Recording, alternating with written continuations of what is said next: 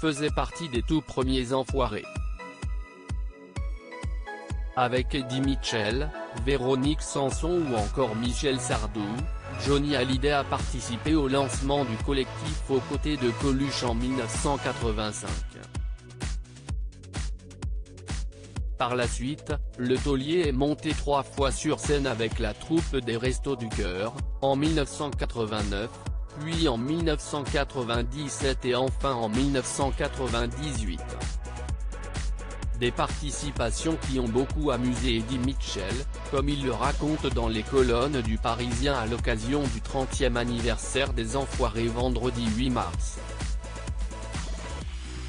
Qu'est-ce ce qu'on se marre, se souvient-il? Johnny, pourtant si consciencieux sur les textes, ne réussit jamais à dire les bonnes paroles de la chanson des Restos. Michel Sardou a lui aussi de drôles de souvenirs du passage de Johnny Hallyday dans Les Enfoirés. Notamment d'une fois, les deux hommes, exténués après un tour à moto, montent dans leur chambre et se couchent côte à côte et s'endorment aussitôt, la tête de l'hôtelier, s'amuse l'interprète des Lacs du Connemara dans les colonnes du Parisien. Et sur scène, les enfoirés historiques s'amusent aussi beaucoup. Entre potes, on peut faire les imbéciles, plaisante Michel Sardou. On finit avec Je t'attends et, un soir, Véro part légèrement en décalé.